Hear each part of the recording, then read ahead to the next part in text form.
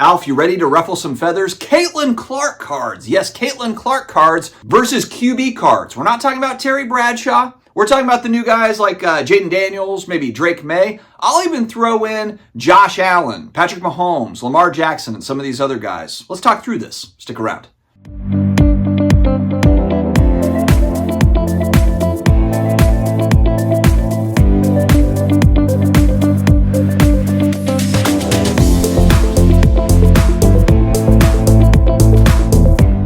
What's going on, sports card hobby family? It is the last day of the NFL football season.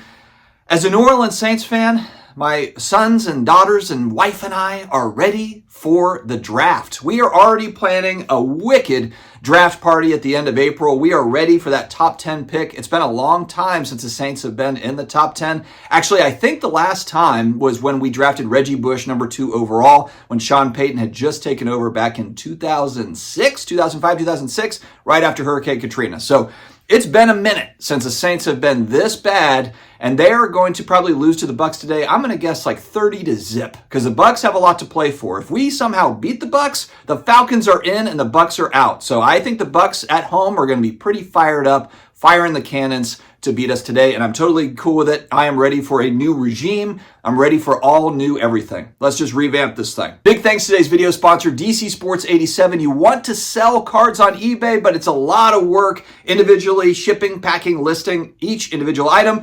I ship out a lot of my stuff over to DC Sports 87. Really fast payouts. Everything is really smooth over there, so make sure to check out DC Sports 87. Also, if you've never submitted with PSA, $25 off your first submission. 1 card minimum. You just got to send them 1 card. It's $25 off. SCD25 is the promo code at the shipping and billing screen. All right. Caitlin Clark's taken the world by storm, and I know what a lot of you have been saying, and you're not wrong here. WNBA, really? WNBA? And I know WNBA basketball has been really hard to watch for 20 plus years since it's been in existence. And even last season when I watched Caitlin Clark playing, I know there's people that don't like Caitlin Clark, that's fine, but she was trying to make passes to teammates. I'd have people telling me in my comments, she's a turnover machine. Watch a game. She's throwing passes. She's throwing behind the back passes. She's passing to her teammates. They fumble the ball out of bounds. They can't catch a basketball. And it's a turnover for Caitlin Clark. I'm not saying that every pass is perfect. She does try crazy passes. She does try to fit into small windows, etc. But come on, look around, watch the games. You can see what happened there. Her teammates were not doing her any favors. All right, so if you are buying, we're having a little sports card investing in quotation marks talk. Now let's first kind of walk through that. This isn't really investing. This is really speculating. We're speculating on trading cards, on pieces of cardboard. I know investing gets thrown around, and that's fine. It's just part of the lingo. But no, trading cards don't pay you dividends. They don't pay you rent. Actually, they should pay rent for how much closet space, for how much space they take up. They should pay some rent here and there. They don't pay any rent. They don't pay any dividends. There's no income coming out of cards. They are simply a store of value. You buy for X, maybe you can sell for Y. And again, if you're collecting cards, if you're like me, you've got a huge Bobby Hebert collection, the expectations on Bobby Hebert cards going way up over time are very low for me. Those are not cards that I'm buying with the expectation that they're going to shoot up. The Terminator 2 sealed packs, I don't know if those are going to shoot up. These are collector cards. That's not exactly what we're talking about here. Now, there's Caitlin Clark cards that are, base cards or something that are $5 cards, $10 cards. Those aren't necessarily cards that are going to be $1 zillion. They're just fun to collect. So we're kind of distinguishing between the two.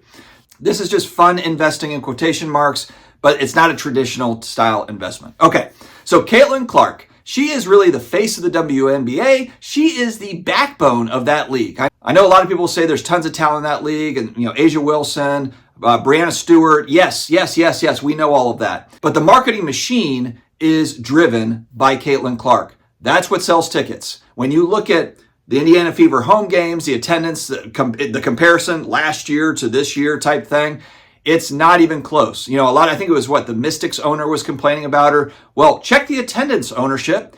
When the Fever came to play the Mystics, I think it was the Mystics, sorry if I'm wrong there, but one of the owners came out and criticized Caitlin Clark, basically saying we need to celebrate the whole league, blah, blah, blah, whatever. Well, when the Fever came to play the Mystics, their attendance was up 150% or 200. They sold out. They completely sold out. Okay. And that was the only time that they sold out all season. So the marketing machine is through Caitlin Clark. A lot of the reason why I enjoy collecting Caitlin Clark is just simply because the league is so dumb in how they're handling her superstardom, and they're completely screwing it up. And I just kind of like the storyline of you've got like this young phenom who's humble, not taking the bait in the media. She's just saying all the right things, and she's got her second season coming up with a new head coach. I just like the whole storyline thing. So it's kind of fun to follow. Now let's compare that to quarterbacks. Now look, I'm a season ticket holder for the New Orleans Saints. Eventually, we're going to have Arch Manning on our team. It is written in the stars. It is fate. It will happen. Until then, we're going to flounder along a little bit, but we will have Arch on our team at some point down the road. I'm a huge NFL fan. I've been watching since I was 6 years old, 1987. That was the first game that I watched. I'm a huge NFL fan. I love watching all the quarterbacks coming up. I like watching all the vets. I like the storylines, et cetera, down the line. But when I'm looking at buying football cards, I have, Bart Starr rookie. I have Otto Graham rookie. I really have gone for kind of the legends there. And I've got Tom Brady stuff. So when it comes to buying quarterbacks, I've really only focused in on the vintage guys and the GOAT. I am not a guy that gets into the young players unless it's just strictly a speculation play, where I did do that last year with the Bowman U quarterbacks with Drake May and Michael Penix Jr. and some of that stuff. That was just fun. That was like, okay, cool. They don't have a lot of product out. We can buy the college stuff, buy, resell, buy, grade, resell it. That was a fun little flip. But man, once you start getting into, buying into, the NT patch autos, and you start getting into some of these huge cards. So when I'm comparing Caitlin Clark cards, where she's basically everything in her league, it's all riding on her. And then I look at the NFL, there's so many promising young guys in the league. Out of the 32 teams, my team not being one of them, 20 of them have promising QBs there. To where you could make an argument that QB could have breakout season, maybe even win a Super Bowl, and maybe they haven't won a Super Bowl yet. There's probably 20 teams, maybe even more than that, where they've got a young QB up and coming, excitement around it. And so you could speculate in on any of those guys. The problem is how many of those guys are really going to shine enough, be hobby relevant, be exciting enough. The one that's really stood out this year is Jaden Daniels for the Commanders. He's had a pretty good rookie season. Stats-wise, if you look at his stats, they're pretty good. They're not like knock your socks off amazing. The one thing that's played in his favor is he's got, the Hail Mary play. I think they have 5 games where they've had a game-winning drive to win the game. So the Commanders have kind of had this Cinderella season where everything has kind of gone their way. And we'll see what happens in the playoffs. It's going to get really tough when they face some of these teams in the playoffs. If he can wow in the playoffs and make this magic continue, then sure, maybe there's some upside on Jaden Daniel cards. But there's so much baked into this now. All the excitement is in. There's a lot of speculation around Drake May. He's looked pretty good. There's a lot of Patriots fans in general that just want to see kind of, okay, had Tom Brady for 20 years, and now we got this young guy. Drake May looks good, just on a bad team. Really just needs to get some pieces around him, but they feel good that they've got their guy there at quarterback. He looks great. You've got some of these kind of more veteran guys, like you've got a Jared Goff over there in Detroit. You've got a Jordan Love in Green Bay. Can he pull off some magic? Can Lamar Jackson, Josh Allen finally get over the hump and win a title? But when you look at Josh Allen and Lamar Jackson, look at their card prices, it kind of feels like that Super Bowl is already baked in there. Maybe a couple of them, frankly. If one of those two guys won the Super Bowl, how much upward trajectory would those cards see? There probably would be some, but then would it kind of come back to where it is? Probably. They're already expensive. They're very, very expensive. And so that's really my issue. When you're talking about speculating on young QBs, I would much rather watch an NFL game all day, every day, 10 out of 10 times over a WNBA game. But when I'm looking at Caitlin Clark, who has very limited sets, you've got Select, which has just come out over the last couple of months. You've got Prism that's coming out in January, I believe in the next 2 or 3 weeks. And I think Prism WNBA is going to be bonkers. I think it's going to be nutty. And I'm excited to kind of see what does that look like. I'm going to watch the Select stuff after Prism comes out, because that Select product was fairly limited in nature compared to current offerings, new product coming out when you're looking at print runs. And I know people are going to be like, what, Select? Because you're thinking about football and basketball. But if you look at the checklist for women's basketball, it's a lot more favorable. There's not as many parallels as what you see in the other sports, so it's interesting. It's a very interesting play. I know a lot of people too are just buying women's basketball. They're buying that select. They're going to buy this Prism, and they're going to grade it out. Not surprise me at all if there is women's basketball cards, whether it be select, Prism, as we get kind of into their season in May, June, July, over the summer. Would not surprise me one bit if there is excitement, hype around some of those cards. I've got about a handful of Caitlin Clark rookie cards that are at PSA right now to get graded. I don't have 50 of them. I didn't drop $10,000 on Caitlin Clark cards or anything. It's just kind of a fun little side play / PC. And I've got some of the other women's basketball stuff, some of the other select inserts and things for other players. I'm just going to grade them out and see what happens. I understand the excitement around the new NFL quarterback, but we do it every year. We do it every single year where a lot of money flows into the Desmond Ritters of the world.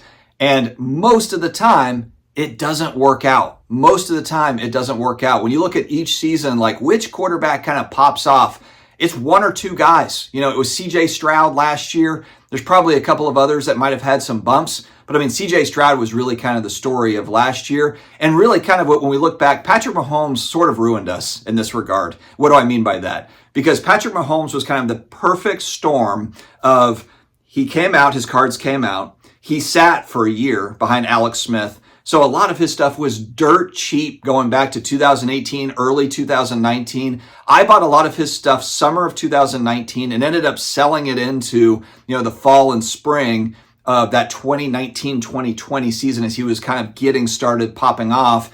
But I mean, that was such an outlier. That is so not typical. And then Mahomes is looking like, they might win their 4th Super Bowl. This guy's only been in the league for what, is it his 8th season, 7th season? It's pure insanity. And he went to one and lost to Tom Brady. This guy kind of ruined us because now we're all looking for the next Patrick Mahomes. And most of these guys are going to be Trey Lance. That's really the truth. When you look at the history of quarterbacks, the drafts, go back and actually look, especially going back over the last 10 years. Look at the last 10 years. Look at all the first round picks or even second round picks. There's guys that have had some pretty decent careers, but just don't have hobby relevance as time goes on. There's always that new quarterback coming up. There's always that new class of guys that are coming up. Quarterbacks have the shortest amount of time ever to prove themselves. It's not 1991, or 1990 when Troy Aikman had, what did he have, 2 or 3 seasons to really kind of, find himself. Cowboys built a team around him and Emmitt Smith, et cetera, all these guys. It's not like that anymore. If you've got basically like a season, maybe 2, but if you flop after 2 seasons, you're a first round pick, that team's probably moving on to the next QB. It's absolutely cutthroat out there. So what is your take on this? If you had to speculate money, I know a lot of my viewers maybe aren't buying into any of this stuff. They're buying vintage cards or whatever. If you were speculating on one or the other, what would you go for? Caitlin Clark specifically or NFL QBs, new NFL QBs? I'm not talking about Terry Bradshaw rookie cards. I'm talking about new QBs coming up. The guys that are, 5 years, 6 years, 7 years in the league, do they have upside left or is it all baked in? And the new guys coming in, is it worth buying into and holding onto these cards? And I know the answer probably, if you're buying into QBs, it's simply to quick flip them. But if everybody's trying to quick flip them, then how does that work? Not everybody's going to be able to quick flip and win if you've got, thousands of people trying to do the same thing. Anyway, let me know your thoughts in the comments down below, my friends. Stay healthy, stay awesome, and I will talk to you again later.